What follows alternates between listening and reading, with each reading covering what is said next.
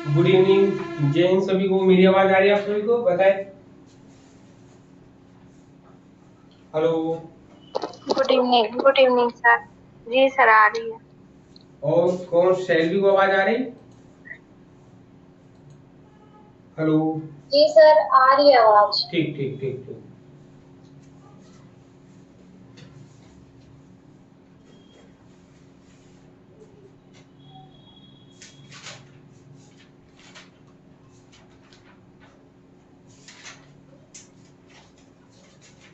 चलिए, तो अभी तक हम लोगों ने सबसे पहले तो स्टार्ट करते हैं। आप सभी का ई शिक्षा संवाद यूट्यूब चैनल और जूम क्लासेस में स्वागत है। जैसा कि आप जानते हैं आज तारीख है आपकी 9 मई है, जिसमें हम लोग NTA UGC NET JR assistant professor की तैयारी कर रहे हैं। और यहाँ पर जो टॉपिक हम लोग डिस्कस कर रहे हैं वो एजुकेशन में भी आपका रिसर्च आता है और फर्स्ट पेपर जो होता है वो कॉमन होता है, उसमें भी ये क्वेश्चन इसके क्वेश्चन आते हैं रिसर्च एप्टीट्यूड के नाम से आते हैं। ठीक है, रिसर्च एप्टीट्यूड के नाम से आता है ये। इसको भी हम लोग अपने पॉइंट ऑफ व्यू से देखेंगे कि कैसे इसको हम यूज करते हैं। इससे पहले वाली क्लास में हम लोगों ने काफी चीजें डिस्कस कर ली हैं। ठीक है, इससे पहले वाली क्लास में हम लोगों ने रिसर्च से रिलेटेड काफी चीजों को डिस्कस किया कि रिसर्च होता क्या है, साइंटिफिक मेथड क्या होता है, इससे रिलेटेड और भी जो टॉपिक्स थे। इसके प्रीवियस वाली क्लास में हम लोगों ने क्या डिस्कस किया था बताया जरा सभी लोग हम लोग को। आप लोगों ने क्लास देखी है इसके पहले वाली क्लास को? जी सर वेरिएबल्स आपने पढ़ाए थे, फिर हाइपोथेसिस का मतलब पढ़ाया था, हाँ, थोड़ा सा वेरिएबल्स डिफाइन हमने किया था बताया था। उसे। वेरिएबल्स में हमने और कौन कौन इस से वेरिएबल्स बताए थे सोर्सेस बताओ? सर 5 वेरिएबल्स आपने बताए थे। ठीक है, 5 वेरिएबल्स हमने सर बताए थे। कौन कौन से वेरिएबल्स बताए? अच्छा ओके, उन पांचों के नाम नहीं बताने, जो नाम हम पूछेंगे वो बताने हैं आपको ना, जो नाम हम पूछेंगे वो बताने हैं। सबसे पहले मुझे बताइए इंटरवेनिंग वेरिएबल।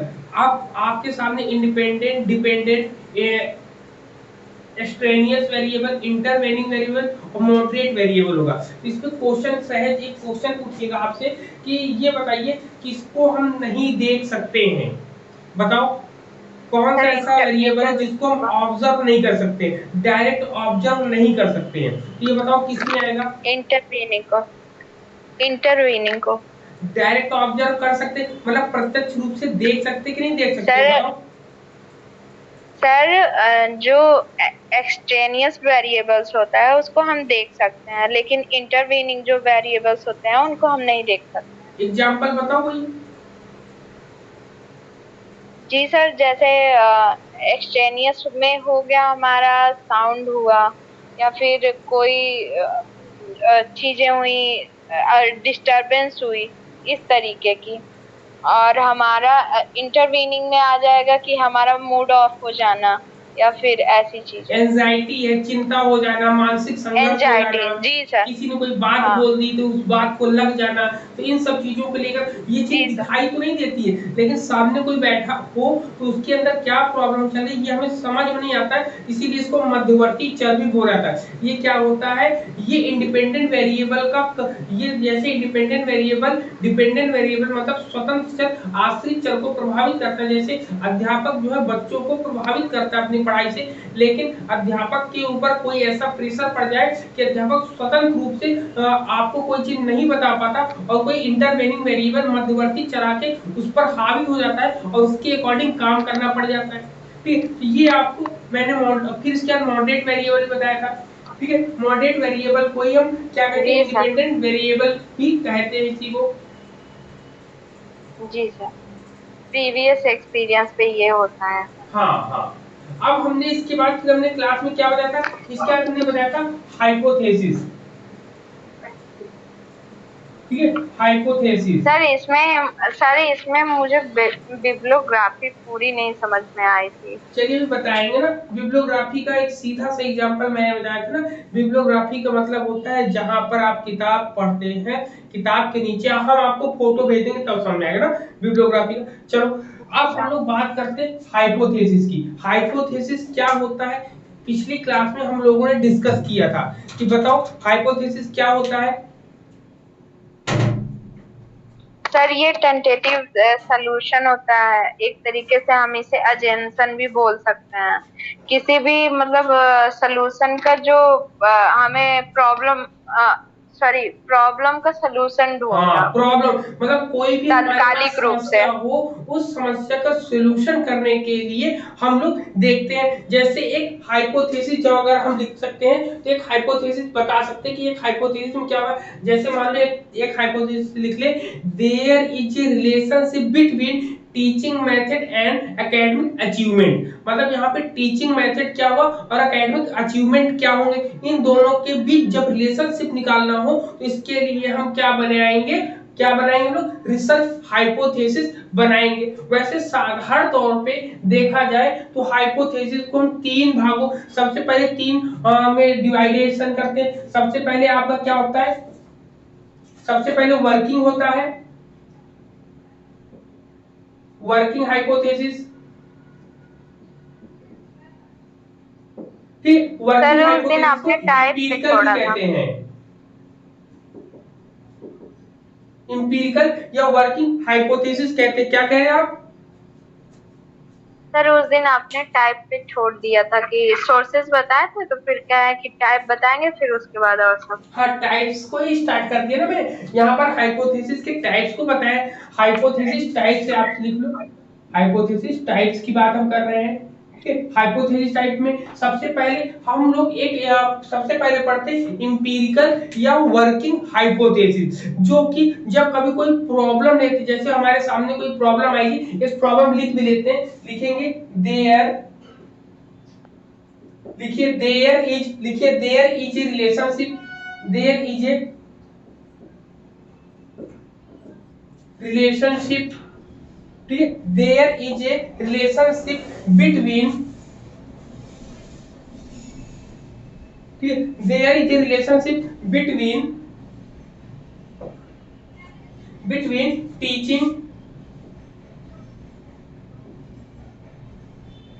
टीचिंग मेथड, ठीक है, टीचिंग मेथड एंड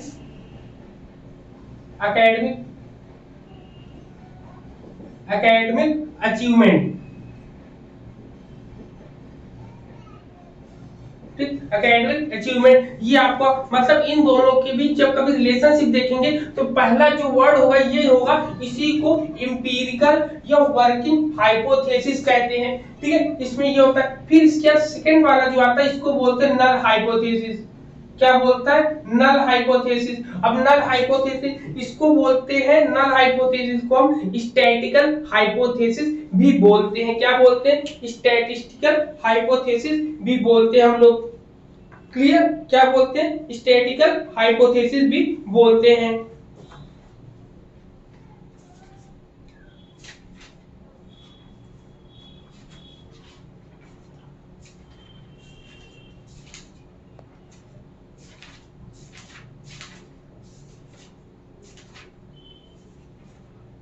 ठीक है, स्टैटिकल हाइपोथेसिस भी बोलते हैं। अब यहाँ पर सबसे पहले जब हम इसको स्टैटिकल हाइपोथेसिस बोल रहे हैं तो स्टैटिकल हाइपोथेसिस में क्या होता है, इसको हम डिफाइन करेंगे, इसको हम एच नॉट से डिफाइन करेंगे।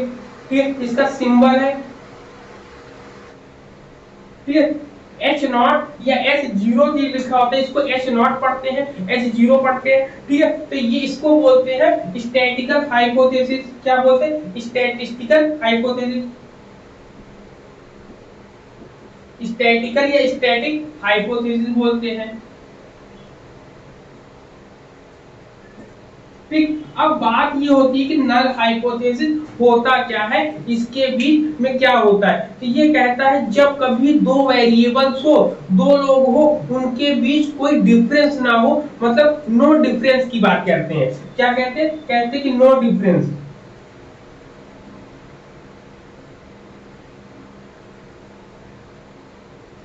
नो डिफरेंस की बात करते हैं कि मतलब किसी जब कभी दो लोग हो, दोनों के बीच, जैसे आपसे कहा जाए कि there is a relationship between teaching method and academic achievement, इन दोनों में कोई संबंध है, तो यहाँ पर लगा दे कि नो, कि देयर इज, लिखेंगे there is no relationship between teaching method. अब इसको बना लो, अब इसी को पॉइंट, इसको क्या बनाओगे, लिखो इसी को लिखो, लिखो देयर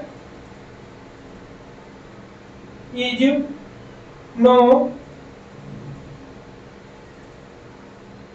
रिलेशनशिप, ठीक, there is no relationship between teaching method and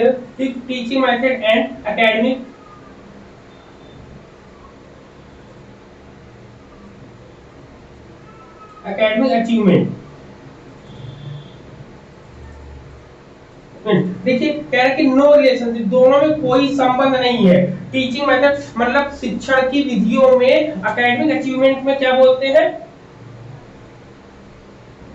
शैक्षिक उपलब्धि, क्या बोलते हैं इसको, शैक्षिक उपलब्धि कहेंगे। यहाँ पर शिक्षण में, शैक्षिक तकनीकी शिक्षण की विधि में और शैक्षिक क्या होता है, यहाँ पे मैंने अभी क्या बताया, एकेडमिक अचीवमेंट में शैक्षिक उपलब्धि, दोनों में कोई संबंध नहीं है। जब कभी दोनों में कोई संबंध नहीं बताते हैं तो ये आपका नल हाइपोथेसिस हो जाता है, नल हाइपोथेसिस के अंतर्गत आता है। अगर इसको और डिस्क्राइब करके हम पढ़ेंगे तो और इसमें हम लोग को मिलेगी, क्या कहेंगे, कहेंगे this state that there is no significant difference between the parameter and static that is being component, ठीक है, compared, मतलब कहता है कि यह बताता है कि पैरामीटर और आंकड़ों के बीच कोई महत्वपूर्ण अंतर नहीं होता है। ठीक है, यहाँ पर ये चीजें हैं। अब इसमें इसको और कैसे अच्छे तरीके से समझना चाहोगे, आपने अगर पढ़ा होगा एक पॉपुलेशन होती है और एक सैंपल होता है, इसको बोलते हैं पॉपुलेशन, पॉपुलेशन है, इसको सैंपल बोलते हैं। ठीक, कैसे, मान लो 100 यहाँ पर, 100 का ही भाग यहाँ पर 10 डिवाइडेशन है, तो यहाँ पर जो आपका ये जो पॉपुलेशन है, पॉपुलेशन में पैरामीटर होता है,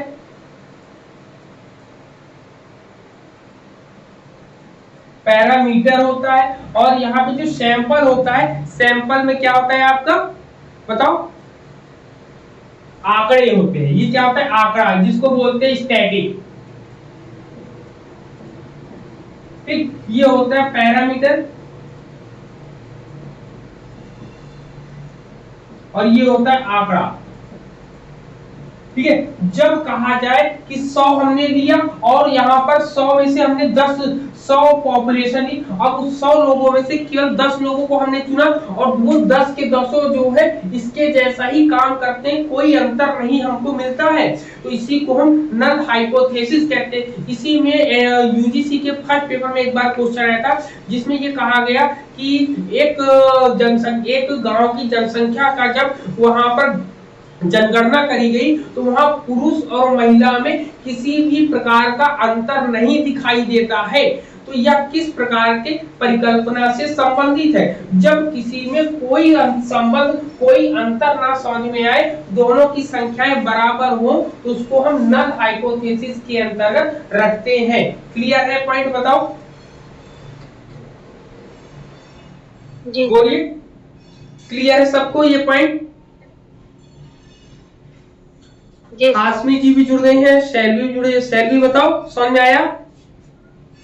सर एक और बता दीजिए। हाँ, देखिए सबसे पहले नल हाइपोथेसिस का मतलब होता है, इसको हिंदी में बोलते हैं शून्य परिकल्पना। क्या बोलते हैं? शून्य परिकल्पना। ठीक, अब ये हिंदी में जो लिखा, जो इंग्लिश में लिखा है, इसको क्या बोलते हैं? इसमें कह रहा है कि शैक्षणिक, कह रहा है कि शैक्षिक विधि और शैक्षिक उपलब्धि में किसी भी प्रकार का कोई संबंध नहीं है, दोनों के बीच किसी भी प्रकार का संबंध नहीं, अर्थात दोनों जैसे पहले थे वैसे अब भी भरे, दोनों में कोई संबंध या कोई अंतर नहीं है, तो इसको हम नल हाइपोथेसिस कहते हैं। जैसे आप ये चाहते हो कि बालक और आप जो है एक कक्षा 6 में जाते हो, कक्षा 6 में जाने के बाद ये देखना चाहते हैं कि बालक और बालिकाओं के सीखने की योग्यता या सीखने की जो उनकी स्पीड है उनमें क्या अंतर है, क्या संबंध है। जब आप ऐसा रिसर्च करने जाते हो, मान लो आपने क्लास 6 के लिया, इलाहाबाद के आपने क्लास 6 के बच्चों को ले लिया, अब क्लास 6 के बच्चों के लिए मान लो आपने 1000 बच्चे लिए, 1000 स्टूडेंट का आपने क्या किया, उनसे गए, उनसे बात करी, दोनों लड़के लड़कियां दोनों मिला के आपने बात करी, और जब वहां पर आपने उसका एक आंकड़ा निकालिया, मान लो 500 आपने आंकड़े निकाले कि चलो इसमें से केवल 500 का ही हम लेंगे। अब उन 500 का जब आपने किया तो वहां पर ये देखा कि लड़के और लड़कियों में किसी भी प्रकार का कोई अंतर नहीं देखने को मिल रहा है। मतलब यहाँ पर क्या हुआ, टोटल जो 500 लड़के और 500 लड़कियां हैं दोनों है, और लेकिन इसमें से 250 इसको ले लिया, 250 इसको ले लिया, क्यों, क्योंकि समय कम होता है, मान लो संख्या कम। तो यहाँ पर जब 500 लोगों को हमने क्या किया, उनसे जो है रिसर्च किया उन पर, और ये पाया कि दोनों में क्या किसी प्रकार का संबंध है, अंतर है कि नहीं है। तो हम यहाँ नल हाइपोथेसिस में देखते हैं, अरे भाई दोनों लोग तो बराबर में ही आ रहे हैं, जब दोनों लोग बराबर आ रहे हैं तो कैसे हम रिसर्च करेंगे। तो अब यहाँ पर तब ये इसी को नल हाइपोथेसिस कहते हैं। यहाँ पर क्लियर है पॉइंट, बताओ। जी सर। शैली समझ आया? तो सर सर ये दूसरा हाइपोथेसिस है ना, पहला एम्पिरिकल में क्या होगा? इंपीरिकल में मैंने बताया या वर्किंग में बताया कि जैसा एट इजी थे वैसे ही ले लेते हैं इसको हम, वर्किंग को। ठीक, वर्किंग में क्या होता है, जिस पर हमें काम करना। देखिए सर इंपीरिकल में तो हमारे एक्सपीरियंस के बेस पे आता है। वर्किंग को हम कहते हैं जैसे जो टॉपिक सेलेक्ट करते हैं ना, जब उसको हम लेते हैं, उसको एक फ्रेम में रखते हैं, तो उसी को हम वर्किंग हाइपोथेसिस कहा जाता है। ठीक, क्या कहते हैं, वर्किंग हाइपोथेसिस इसको कहा है, जो टॉपिक हमारा होता है उसी को हम वर्किंग हाइपोथेसिस कहते हैं। जो भी जोड़ना है, जो भी घटाना है, कुछ भी करना है, तो इस वर्किंग हाइपोथेसिस में ही हमें करना हो। और वर्किंग हाइपोथेसिस है क्या आपकी, there is a relationship between teaching method and academic achievement. मतलब कि यहाँ पर संबंध देखा जा रहा है शैक्षणिक विधियों में और शैक्षणिक उपलब्धियों में क्या संबंध है। जब यहाँ पर ये देखा जा रहा, तो यहाँ पे देखना है तो ये वर्किंग हुई, लेकिन जब इसके ऊपर काम करना शुरू किया तो हमने दोनों के आंकड़े लेने शुरू किए। जब दो लोगों के आंकड़े लिए, आंकड़े लेने के बाद हमको पता चला कि अरे भाई उन दोनों में तो किसी प्रकार का अंतर दिखाई नहीं दे रहा है। जब किसी भी प्रकार का अंतर नहीं दिखाई देता है तो उसे हम बोलते हैं क्या, नल हाइपोथेसिस बोलते हैं, और इसको H0 से डिफाइन करते हैं, इसीलिए इसको स्टैटिक हाइपोथेसिस कहते हैं, सांख्यिकी परिकल्पना भी कहा जाता है इसको। सर बोले बोले सर, जैसे कोई भी स्टेटमेंट जो रहता है, ये आपने लिखवाया देयर इज वाला जो रिलेशनशिप का है, तो इसमें सिर्फ हम संबंध देखते हैं या वो स्टेटमेंट जो लिया जाता है उसी को एम्पिरिकल माना जाता है? एम्पिरिकल का मतलब होता है, अभी आपने आपने जब कभी हाइपोथेसिस को आप सिलेक्ट करने जाते हो, हाइपोथेसिस से पहले आप ऑब्जर्वेशन, कोई भी टॉपिक चुनने जाते हो, रिसर्च का टॉपिक, तो टॉपिक चुनने से पहले आप रिव्यू करते हो नहीं करते हो, कोई ना कोई किसी ना किसी से पूछते ना, तो किसी ना किसी पूछते हैं, किसी के अनुभव के आधार पर जो चीज लेते हैं, इसीलिए इसको एम्पिरिकल बोलते हैं या वर्किंग हाइपोथेसिस बोलते हैं हम लोग इसको। जी सर। ठीक है, जस्ट सेकंड। जी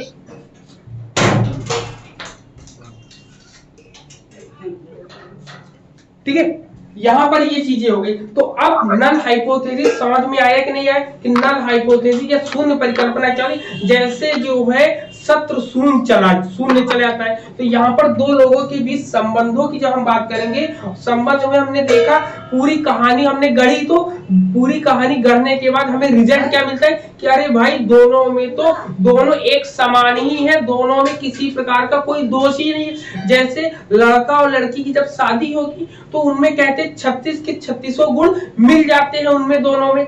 जब दोनों में जैसे कंपेयर करते हैं, दोनों में इक्वलिटी आ जाती है, तो उसी को नल हाइपोथेसिस कहा जाता है। समझ में आई बात? सर, मुझे नल हाइपोथेसिस समझ में आ गया है, एम्पिरिकल का मतलब आधा समझ में आ गया, आधा कंफ्यूजन है। एम्पिरिकल में क्या होता है, जैसे किसी अनुभव के आधार पर कोई भी आप टॉपिक चुनते हैं ना, तो जो अनुभव के आधार पर जब या रिसर्च जो होता है पहले से कोई सोची समझी चीज तो होती नहीं, ये कहीं ना कहीं कोई ना कोई टॉपिक को हम लेते हैं। जब उस टॉपिक को लेते हैं तो जब टॉपिक को ले रहे हैं उसी टॉपिक को हम कहते हैं वर्किंग हाइपोथेसिस बोलते हैं या इंपीरिकल हाइपोथेसिस बोलते हैं। हाइपोथेसिस भी बनाते हैं तो अपने अनुभव के आधार पर बनाते हैं ना। हाइपोथेसिस होती क्या है, हाइपोथेसिस की डेफिनेशन अगर जानोगे तो ये आप सोचो कि मान लो कि आपका 15 दिन बाद एग्जाम है और आपको राजस्थान में आपका एग्जाम है। अब राजस्थान आप कभी गए नहीं हो तो आप क्या करोगे, अपने आसपास आप देखोगे आपके बगल में एक भैया रहते हैं, वो एग्जाम दे रहे, हर जगह जाते रहते हैं, हर सिटी में जाते रहते हैं। तो आपने सोचा अगर मैं उनसे पूछूं तो वो रास्ता सही रास्ता बता देंगे हमको, कुछ नहीं तो कम से कम पहुंचने तक का रास्ता मतलब इजी वे में हो जाएगा। जब आप उनके पास जाते हो, उनसे पूछते हो कि भैया कैसे कैसे जाए, तो उन्होंने बताया कि भाई ट्रेन बुक करो, यहाँ से वहां अलवर जाओ, अलवर से और फिर आगे जाओ। तो ऐसे आपने बनाया हाइपोथेसिस। जब आपने ये बनाया और बनाने के बाद जब आप वहां पर गए तो इसी को क्या कहा जाता है, हाइपोथेसिस। तो आपने किसी ना किसी की हेल्प ली ना, उसमें कोई परिवर्तन तो किया नहीं। तो यही आपका इंपीरिकल होता है, अनुभव के आधार पर होता है। इसी को वर्किंग कहते हैं। अब इसी को वर्किंग क्यों कहते हैं, क्योंकि इस पर आपने काम करना शुरू किया। तो जब कभी भी काम करना स्टार्ट करते शुरू करते हैं तो उसको हम वर्किंग या इंपीरिकल हाइपोथेसिस कहते हैं। लेकिन जब काम करते करते देखते हैं कि दोनों के बीच में क्या है, कोई संबंध ही नहीं है, कोई रिलेशनशिप ही नहीं है, इसी को हम नल हाइपोथेसिस बोलते हैं। जैसे मैंने एक पॉइंट लिखा है, टॉपिक है there is no relationship between teaching method and academic achievement. मतलब शैक्षिक विधियों में और शैक्षिक उपलब्धियों में किसी भी प्रकार का कोई अंतर नहीं दिखाई दे रहा है। तो इसको हम बोलते हैं क्या, नल हाइपोथेसिस बोलते हैं। ठीक है, अब इसको null hypothesis. Hello sir, hypothesis में जो हमारा ओनली रिलेशन ये देखा जाता है। हाँ, हाइपोथेसिस में आपका इसमें सबसे पहले रिलेशनशिप देखा नहीं जाता है, बल्कि एक टॉपिक लिया, इस टॉपिक को बताया जा रहा है। आप कोई और टॉपिक ले सकते हो, लिख सकते हो कि आप लिख सकते हो कि कक्षा 10 में पढ़ने वाले बालक एवं बालिकाओं की शैक्षिक उपलब्धि का अध्ययन करना चाहते हैं। तो कक्षा 10 में पढ़ने वाले बालक और बालिकाओं की शैक्षिक उपलब्धि का जब अध्ययन आप करना चाहोगे तो उन दोनों के बीच रिलेशनशिप देखोगे ना कि किसकी बुद्धि किस समय ज्यादा थी, 2019 में कितनी है, 2022 में कितनी है, क्या उनमें डेवलप हुआ, क्या उनमें डेवलप नहीं हुआ।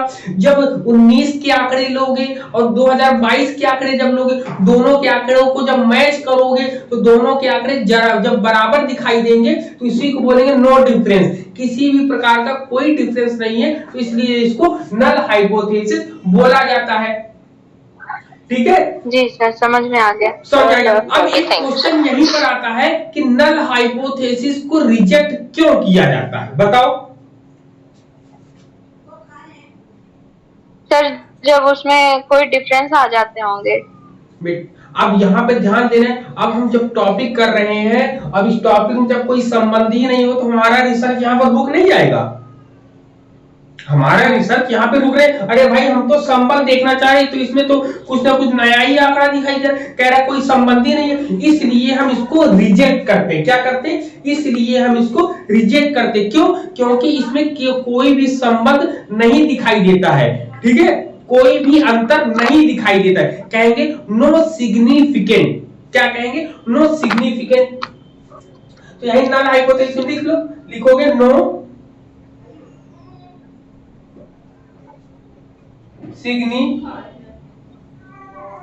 सिग्निफिकेंट की बात करता है, किसी भी प्रकार का। अब आपसे क्वेश्चन, ये क्वेश्चन जरूर, इस लाइन को जरूर लिख लीजिए, क्योंकि इंटरव्यू में यही क्वेश्चन पूछा जाता है। जब कभी भी आप इंटरव्यू में जाओगे तो इंटरव्यू में यही पूछा जाएगा कि नल हाइपोथेसिस को हम रिजेक्ट क्यों करते हैं। तो अब आपका आंसर क्या होगा, वहां पर नोट करके लिख लो, क्योंकि नल हाइपोथेसिस में किसी भी प्रकार का संबंध नहीं दिखाई पड़ता है।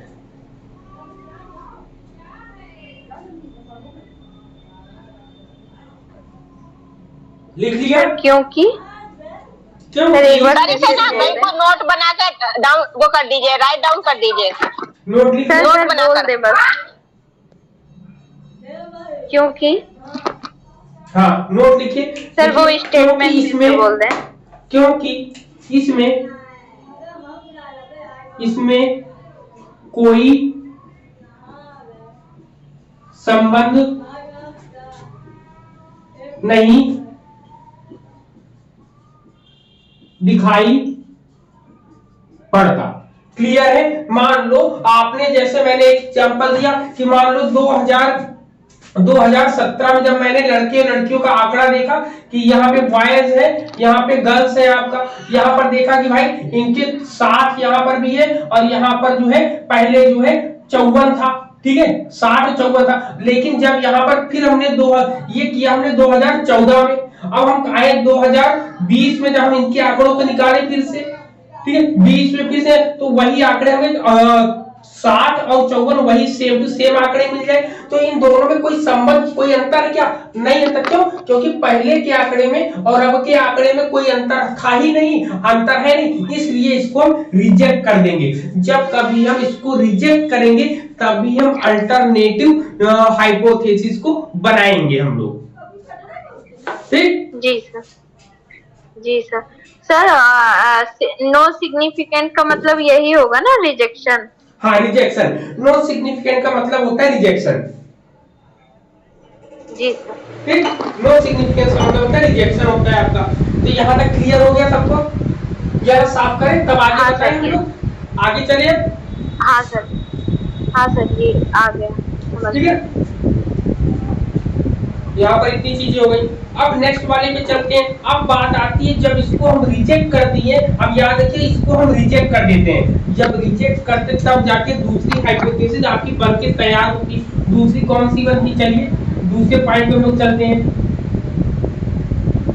क्योंकि ये इसको जो है चाहे जितना आप किताबों में पढ़ लो आपको नहीं समझ में आने वाला है जब तक आप यहाँ पर मुझसे या किसी भी टीचर से आप डिस्कस नहीं करोगे, तब तक वो चीजें समझ में नहीं आएंगी ना। सब कोई कहे कि हम किताब पढ़ के समझ लेंगे तो वो बहुत ही टेढ़ी खीर होती है। अब नेक्स्ट आता है अल्टरनेटिव।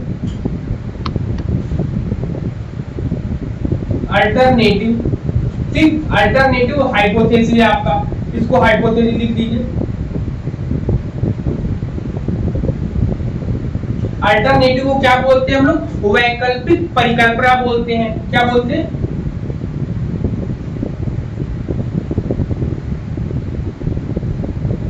वैकल्पिक परिकल्पना।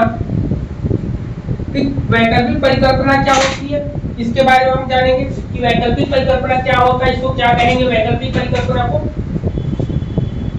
जैसे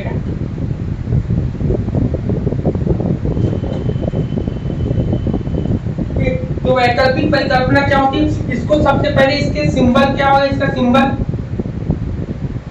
सिंबल जो होता है H1 होता है। याद रखिए इसके सिंबल से भी क्वेश्चन बन के आ सकता है। ठीक है, तो इनके सिंबल से, तो इसमें क्या होता है अल्टरनेटिव रिसर्च को ही हम लोग रिसर्च हाइपोथेसिस कहते हैं। क्या कहते हैं? रिसर्च हाइपोथेसिस कहते हैं इसको। सर अल्टरनेटिव को, हाँ अल्टरनेटिव को ही हम लोग रिसर्च हाइपोथेसिस कहते हैं। क्यों? क्योंकि इसमें जो है कहते हैं कि there is a relationship between teaching method and academic achievement. इन दोनों में किसी न किसी प्रकार का संबंध दिखाई देता है, मतलब कि इसमें डिफरेंस दिखाई देगा। क्या दिखाई देगा? तो यहाँ पर डिफरेंस दिखाई दे रहा है, जबकि यहाँ पर नो सिग्निफिकेंट था, नो डिफरेंस था। तो यहाँ पर जब नो डिफरेंस था इसलिए इसको रिजेक्ट किया। यहाँ पर डिफरेंस दिखाई दे रहा है, इसीलिए इस पर हम अपना रिसर्च को आगे बढ़ाने का काम शुरू कर देंगे। ठीक है, इसीलिए हम इसको आगे बढ़ाने का काम शुरू कर देंगे। क्लियर है पॉइंट? ये बताओ कितने पॉइंट्स क्लियर हो गए सबको? सर इसमें एक एग्जांपल दें। जैसे मान लो आपको जैसे मैंने एक आंकड़ा बताया कि 2014 में आपने देखा था कि 2014 में आपके आंकड़े क्या थे बॉयज के और गर्ल्स के। तो बॉयज के 60 थे और यहाँ पर तो आपके 54 आए। लेकिन जब अल्टरनेटिव में आते हो, अल्टरनेटिव में आपने 2021 में जब इनके आंकड़े निकाले तो आपका यहाँ पर बॉयज और यहाँ पे गर्ल्स ये दो बने थे आपके।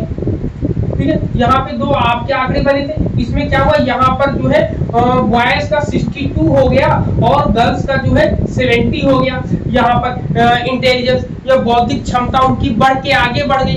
तो यहाँ पर जब देख रहे दोनों में डिफरेंस दिखाई दिया, तो अब इस डिफरेंस को जानने के लिए ही हम लोग शोध करते हैं, रिसर्च वर्क करते हैं, ठीक है। तो इसीलिए इसमें अब तो हमारा काम बन गया ना कि अब हम देखेंगे भाई इन दोनों में अंतर आया तो क्यों आया, किस लिए आया, कहां से आया। तो इन सब चीजों को जब हम जानेंगे समझेंगे तो वही इसके अंदर आपका आ जाएगा। क्लियर है पॉइंट, बताओ इतना, ठीक है।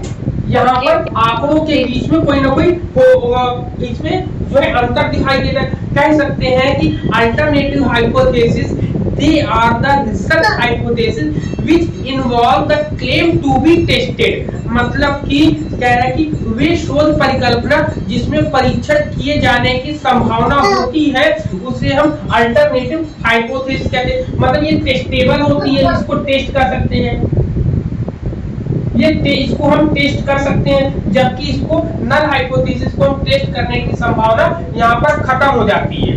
ठीक है, क्या होती है, टेस्ट करने की संभावना यहाँ पर खत्म हो जाती है। और जिसको हम टेस्ट करेंगे इसको क्या बोलेंगे हम लोग, ठीक है, टेस्टेबल है आपकी यहाँ पर आपकी सबसे पहले इसमें हम टेस्ट कर सकते हैं, हाइपोथेसिस को टेस्ट कर सकते हैं। इसीलिए जब कभी किसी को हम टेस्ट करेंगे तो ये आपकी एनालिटिकल इन्वॉल्व हो जाएगी, आपकी इसमें ना क्या हो जाएगी, एनालिटिकल। सर नल में नहीं होता और अल्टरनेटिव में होता है टेस्ट। हाँ, इसको ये भी अब इसीलिए इसको एनालिटिकल हाइपोथेसिस भी कहते हैं। क्या कहते हैं, एनालिटिकल हाइपोथेसिस। एनालिटिकल हाइपोथेसिस भी कहते हैं, ठीक, एनालिटिकल हाइपोथेसिस,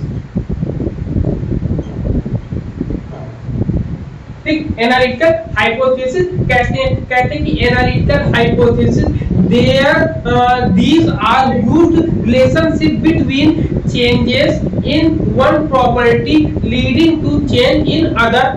मतलब कि यहाँ पर कहते हैं विश्लेषणात्मक परिकल्पना, इसका उपयोग तब किया जाता है जब कोई एक संपत्ति में परिवर्तन, किसी एक विषय वस्तु में या किसी एक वेरिएबल में परिवर्तन के बीच संबंधों को बताने का प्रयास किया जाता है और दूसरे में परिवर्तन लाने का प्रयास किया जाता है। सामान्य रूप में यह परिकल्पना या लोगों के बीच मौजूद रहने पर उस पर आधारित होती है। कहते हैं common sense hypothesis, these are based on what is being observed with common idea existing among people। ठीक है, लोगों के बीच में रह के हम इसको अच्छे से देख सकते हैं, फाइंड कर सकते हैं इसको। क्लियर है ये पॉइंट, बताओ। जी सर। वो सर भी अपने आप को म्यूट कर लो, मेरी स्क्रीन हट जा रही है बार बार। क्या हो गया, वो सर अनम्यूट होके चली गई हैं। क्या हो गया सर, वो मेरी स्क्रीन हट जाती है बार बार, जैसे किसी का वो रहता है ना, जब आप पढ़ाते हैं तो मेरी स्क्रीन हट जाती है। हो सकता है कोई सामने वाला बोलना चाह रहा हो और आप बोल दोगे उसको, तो ऐसे वो उनको और लगेगा ना। नहीं, वो ऐसे नहीं बोलना है सर, वो काफी टाइम से। हाँ, तो ऐसे नहीं बोलो उसको, ठीक है, ये स्क्रीन जाती है, स्क्रीन स्क्रॉल करके फिर से ला लो उसको, ठीक है, स्क्रॉल करके फिर से ला लिया करो, ठीक है। चलो, तो यहाँ पर ये चीजें इतनी हुई आपकी, इतने पॉइंट्स क्लियर हुए गए आपके, बताओ यहाँ पर क्लियर हुआ अल्टरनेटिव हाइपोथेसिस क्या होती है, क्लियर है। आगे बढ़े हम लोग, ठीक है। तो यहाँ पे आपको दो चीजें एकदम क्लियर कट हो गई। मेरी आवाज आ रही है, आप सभी को बताएं,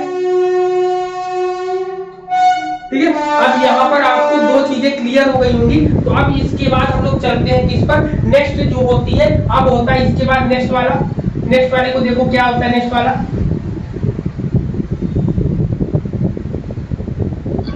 सर जब हम नल को रिजेक्ट कर देते हैं तभी अल्टरनेटिव हाइपोथेसिस मतलब लगाते हैं ना। हाँ, एक्सेप्ट हो जाती है, उसके बाद ही हमारे अल्टरनेटिव उसका ना, हाँ, लेते हैं और इसको H1 से या H1 से दिखाते हैं, इसको H0 से दिखाते हैं यहाँ पर, ठीक है। फिर इसके बाद अब आता है तीसरे पॉइंट पे।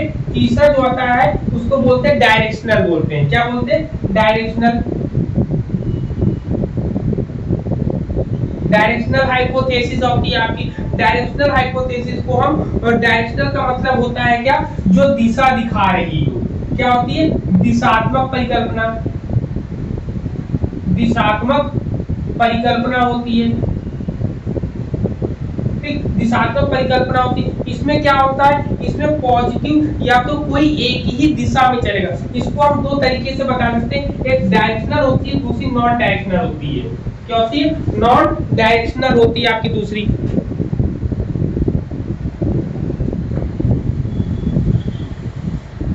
ठीक है, दूसरी जो होती है नॉन डायरेक्शनल होती है आपकी,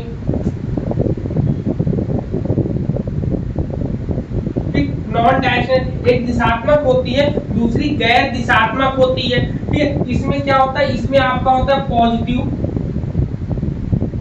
पॉजिटिव होता है या निगेटिव होता है। मतलब किसी एक ही दिशा को ये शो करेगा, दोनों को एक साथ शो नहीं करेगा ना। डायरेक्शनल में दिशा को बताएगा, मतलब यहाँ पे मोर कहेगा, मतलब या तो अधिक कहेगा या तो कम कहेगा। इसी को हम वन टेल भी बोलते हैं। इसी को हम लोग क्या बोलते हैं? One tell. वन टेल, इसी को हम वन टेल बोलते हैं, मतलब एक पुच्छीय बोलते हैं। क्या बोलते हैं? एक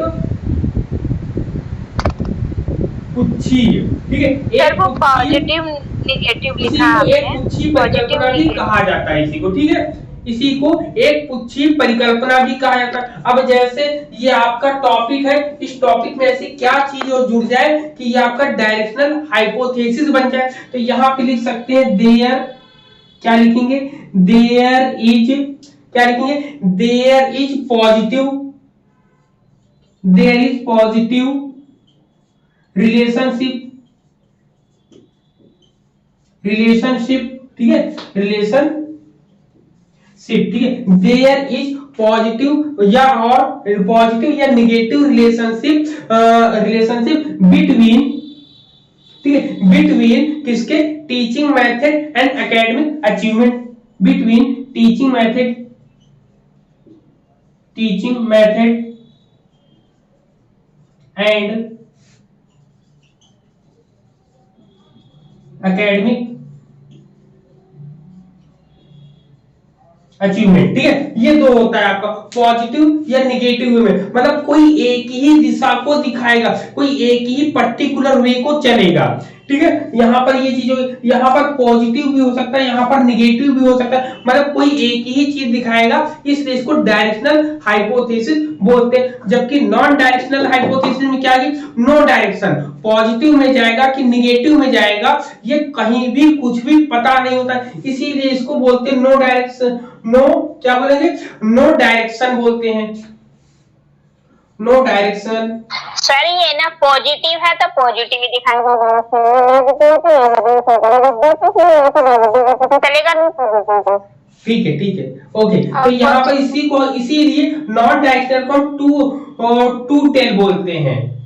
टू टेल मतलब दो पुच्छी की बात करते हैं। टू टेल का मतलब दो पुच्छी। अगर इसमें कहेंगे the find the relationship between making and between smoking and cancer. जब स्मोकिंग एंड कैंसर, अब बताओ स्मोकिंग से रिलेशनशिप, स्मोक का और कैंसर का दोनों का संबंध तो है, तो यहाँ पर टू टेल रिलेशनशिप, मतलब ये अगर हम कहें कि ये पॉजिटिव और निगेटिव किधर जाएगा, ये किसी को अनुमान नहीं रहता है, किसी को अनुमान नहीं रहता। अब हम एग्जाम की तैयारी कर रहे हैं, हम 100% पास हो जाएंगे या 100% फेल हो जाएंगे, ये तो कोई नहीं बता सकता ना। तो इसलिए नॉन डायरेक्शनल हाइपोथेसिस के अंतर्गत आएंगे हम लोग, ठीक है। समझ में आया दोनों के दोनों पॉइंट? बताओ सर आपकी आवाज कट जाती है, आप जैसे ही बोलने लगती हैं आपकी आवाज कट जाती है। बोलिए बोलिए। सर हमारी जो बेस्ट मानी जाती है, नॉन डायरेक्शनल मानी जाती है ना। बेस्ट मानने के नहीं, बेस्ट क्यों मानोगे आप? नॉन बेस्ट मान भी सकते हो, नहीं मान सकते हो, क्योंकि ये किस दिशा में जाएगी ये तो हमको खुद नहीं पता रहता है।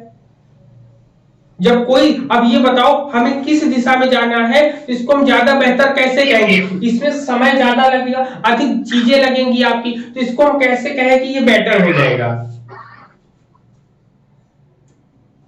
नहीं कह सकते ना, बताओ। नहीं कह सकते। नहीं, ठीक है। तो यहां पर हम लोगों ने डायरेक्शनल नॉन डायरेक्शनल हाइपोथेसिस पढ़ लिया है हम लोगों ने।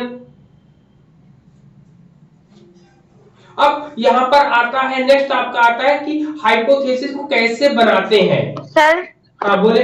सर ये मतलब वन टेल क्या होता है? ये वन टेल का मतलब होता है जब कभी एक दिशा में आप कोई काम कर रहे हो और आपको पॉजिटिविटी मिलती जाए। जैसे इसमें कहा कि देयर इज पॉजिटिव रिलेशनशिप, मतलब कहते हैं कि यहाँ पर शैक्षिक विधियों में और शैक्षिक उपलब्धियों में एक सकारात्मक संबंध दिखाई देता है, या कह सकते हैं शैक्षिक विधियों में और शैक्षिक उपलब्धि में एक नकारात्मक संबंध दिखाई देता है। तो जब कभी किसी एक पर्टिकुलर रिलेशनशिप को डिफाइन करता है तो वही आपका होता है डायरेक्शनल हाइपोथेसिस।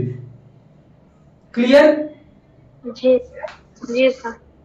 हाँ, अब बात आती है कि हाइपोथेसिस को बनाते कैसे हैं। फॉर्मुलेट हाइपोथेसिस, हाइपोथेसिस के स्टेप्स क्या होते हैं, ठीक है? हाइपोथेसिस के स्टेप्स क्या होते हैं या हाइपोथेसिस को हम लोग कैसे बनाते हैं, तो वो भी हम लोग के एग्जाम में आता है, ठीक है? एग्जाम में आता है कि हम हाइपोथेसिस को कैसे क्रिएट करते हैं, ठीक है? तो बताओ हाइपोथेसिस को कैसे क्रिएट करते हैं।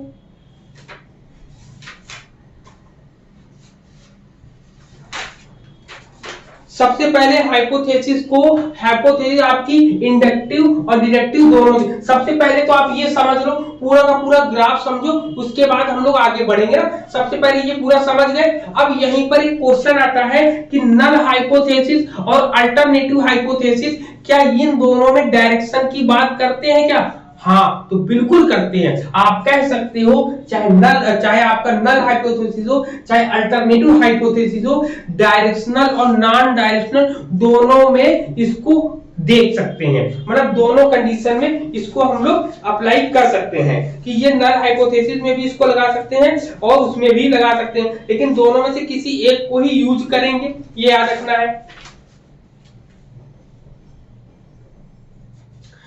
ठीक है? कभी कह सकते हैं कभी कभी जो है अल्टरनेटिव जो है डायरेक्शनल भी हो सकता है, कभी कभी अल्टरनेटिव जो है नॉन डायरेक्शनल भी हो सकता है। वही नल हाइपोथेसिस को भी देखेंगे तो कभी कभी ये आपका क्या हो जाएगा, आपका डायरेक्शनल होगा और कभी कभी नॉन डायरेक्शनल हाइपोथेसिस के रूप में देखा जाएगा। क्लियर है पॉइंट? बताओ सर, हाइपोथेसिस को हम क्वेश्चन फॉर्म में तो बनाते हैं। हाइपोथेसिस क्वेश्चन फॉर्म में, वो तो अजम्पशन है ना, क्वेश्चन। और हेलो, हाँ बोलिए बोलिए। सर ये हाइपोथेसिस जो बनते हैं हमारे क्वेश्चन फॉर्म में बनते हैं ना? हाँ, क्वेश्चन फॉर्म में रहता है ना। क्वेश्चन फॉर्म में क्या है, दोनों में संबंध को दिखाते हैं ना। सर ऊपर में जो आप एग्जांपल एक लिखे हुए हैं, there is a relationship between teaching method and academic achievement, वो नॉन डायरेक्शनल हाइपोथेसिस हो जाएगा ना सर? हाँ, ये नॉन डायरेक्शनल में रहेगा। क्यों? क्योंकि इसमें किसी प्रकार की कोई भी दिशा नहीं दिखाई दी जाती ना कि यहाँ पर आपका जो आपका टॉपिक है वो टॉपिक किस वे में जाएगा, इसके लिए पहले से हम डिफाइन नहीं कर सकते हैं। इसके बारे में पहले से नहीं कुछ भी कहा जा सकता है, ठीक है? तो सबसे पहले इतनी चीजें हो गई, समझ में आया? सर हाँ बोले बोलिए। हेलो सर, डायरेक्शनल को मतलब पहचानेंगे कैसे, ये नहीं समझ में आ रहा। जैसे कोई भी क्वेश्चन दे दिया गया और वो हमें बोल दिया गया कि हम क्या ये डायरेक्शनल है या नॉन डायरेक्शनल रहेगा। जैसे रिलेशनशिप सर जैसे लिखिए ना एग्जांपल, रिलेशनशिप बिटवीन रहेगा, इक्वल चांसेस रहेगा, सब दोनों के बारे में इक्वल होगा। जैसे मान लो कि एग्जांपल में कि किसी देखना है किसी का अचीवमेंट, ठीक है, तो हम लेगा कि मैथ में बॉयज का अचीवमेंट ज्यादा है गर्ल्स से, ठीक है, तो इसमें एक दिशा दिखा रहा है कि ज्यादा की बात कर रहा है, मोर की बात कर रहा है, किसकी तरफ जा रहे हैं, बॉयज का ज्यादा होता है मैथ्स में। और वहीं पे सिर्फ दिखाया है कि मैथ्स में अचीवमेंट क्या है गर्ल्स एंड बॉयज का। तो इसमें कुछ नहीं दिख रहा है कि सिर्फ अचीवमेंट देखना, दोनों का देखना है, कोई डायरेक्शन नहीं है इसमें, ठीक है।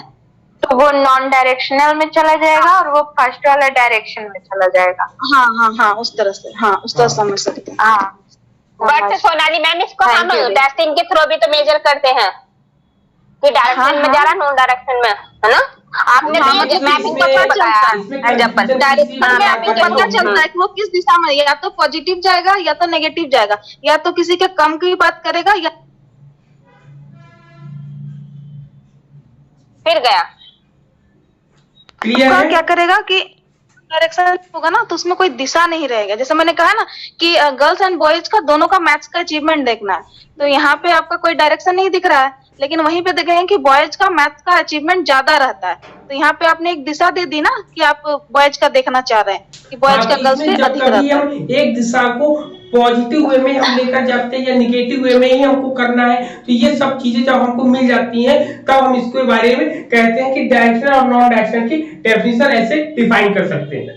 क्लियर है यहाँ तक पॉइंट सबको? बताओ, ठीक है, चलो। हाँ सर, अब क्लियर हो गया। ओके, अब यहाँ पर आपको चारों टाइप्स मैंने बता दिए हैं। अब आपकी जो शाम की क्लास होगी उसमें जो है आगे की चीजें बताएंगे, क्योंकि गर्मी की वजह से मोबाइल जो है हैंग कर रहा है ना, गर्मी ज्यादा है यहाँ पर रूम में, तो इसलिए मोबाइल जो है हैंग कर रहा है बार-बार। ओके। ठीक, तो हम शाम को हम लोग हाइपोथेसिस कैसे तैयार करते हैं, फॉर्मुलेटिंग हाइपोथेसिस इंडक्टिव और डिडक्टिव के थ्रू हम दोनों के वे में देखेंगे।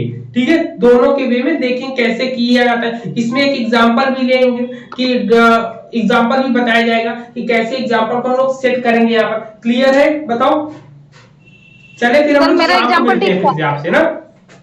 ये ना सोनाली मैम, आपका जो एग्जांपल था मैथ के लिए, मैथ का वीक जो होता ही है लड़कियों का, आपने आइडिया के अकॉर्डिंग बताया। बट अगर इसे मैथ ना सब्जेक्ट लेके अदर सब्जेक्ट ले ले या अदर कोई फील्ड ले ले, उसमें हमें टेस्टिंग करनी पड़ेगी। टेस्टिंग के थ्रू हम बताएंगे कि डायरेक्शन में या नॉन डायरेक्शन में। हाँ, तो ये जब टेस्टिंग करेंगे तभी तो पता चलेगा। मतलब कुल मिला के आप कंफ्यूज मत हो, आपको ये पता है कि जब कभी अल्टरनेटिव लेंगे चाहे नल लेंगे तो उसमें हमें डायरेक्शन पता करना होगा।